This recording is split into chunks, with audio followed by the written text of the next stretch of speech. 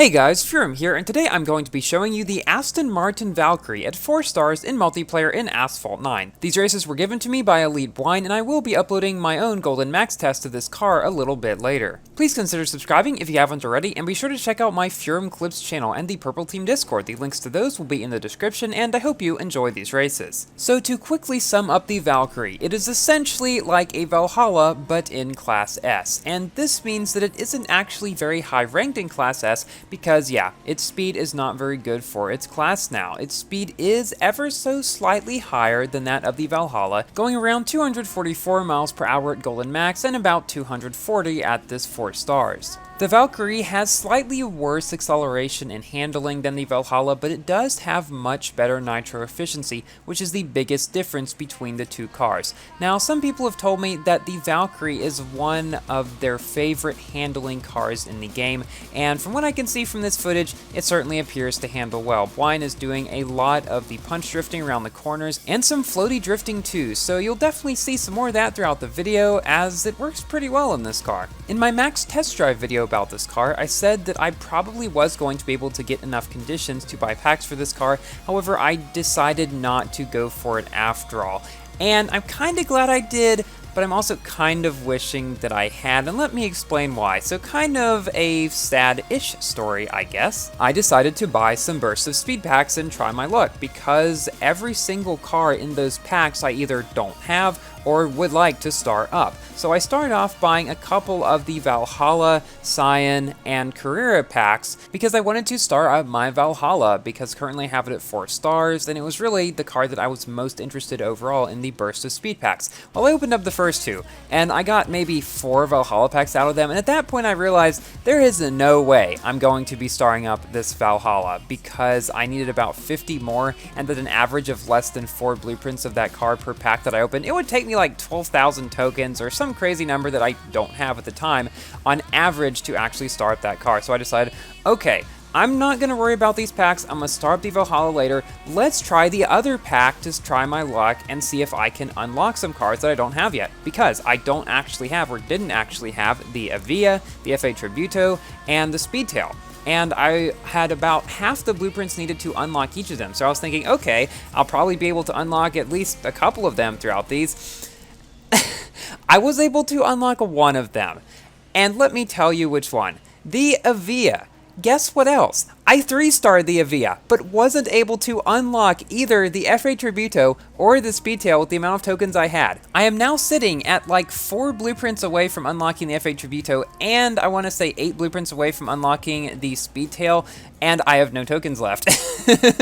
I tell you, you guys remember in the first year of this game when I was getting jackpots left and right, I got like 8 of them. Well, since then I've not gotten a single one, and I've gotten bad luck such as this. In the very last one I opened, I got exactly 4 Avia blueprints and no other blueprints for any other car in that pack. That's how bad my luck ended up. And to make matters worse, I know that if I hadn't spent those tokens at the very beginning on the Valhalla and Cyan packs, which were kind of useless for me since I'm nowhere close to starting up those cars and they won't give me any new unlocks, I could have instead used those tokens to buy these last few packs that I would need to almost guaranteed unlock the FA Tributo and Speedtail. But now all I got out of all those tokens spent was some more blueprints for cars that I still haven't started or unlocked, and a 3-star Avia. I'm not looking for pity. I did it because I thought I'd be able to star up and unlock some cool cars, but unfortunately the luck was not on my side this time, and so I must have to accept defeat. Maybe I can make a video about it though. Maybe I can make a video about that 3-star Avia and show, hey, it can actually be good in Gold League, and maybe even,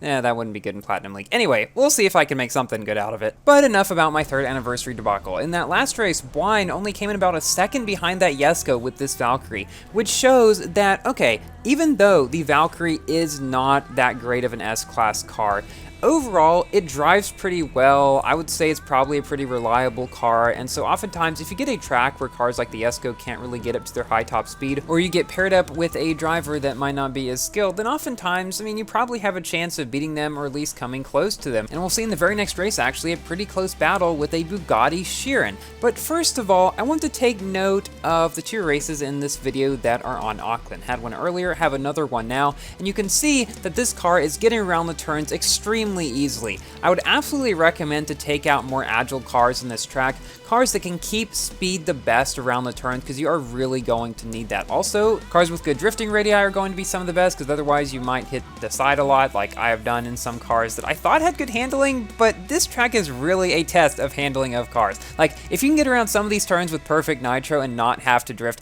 then you know your car has pretty good handling. Overall, I have pretty mixed thoughts on Auckland. The track itself is kind of boring looking. Like, I like the feel, but there's just not a whole lot to look at. I suppose it's at nighttime, you can't really see outside the track. I know Marf was saying something about that, and I do feel like they could have done more with it, but I have had fun playing on it so far, and it's not my least favorite track, or the variants aren't my least favorite variants in the game by any means. That being said, I do think it is one of the tracks that will become stale the fastest. Because there aren't many ramps or crazy routes or anything, I don't think there's really a giant potential for shortcuts at a whole lot of places. Of course, there are certain places where you can jump on a ramp and then hit a guardrail and ride along it for a little bit. People have already discovered stuff like that pretty fast. I just don't think there's really any big shortcut possibilities in a lot of the variants, and because of that, I just don't really think it's going to be as interesting to play on in like a year or something like that. Also, Auckland is being used a lot in the Lamborghini SC20 Grand Prix, which I think is something we'll probably see more of, because it is basically supposed to be a racetrack, or patterned after racetracks around the world, and because it's called the Grand Prix, they fit together very nicely. So I think we'll be seeing a lot more of those, and that is where possibly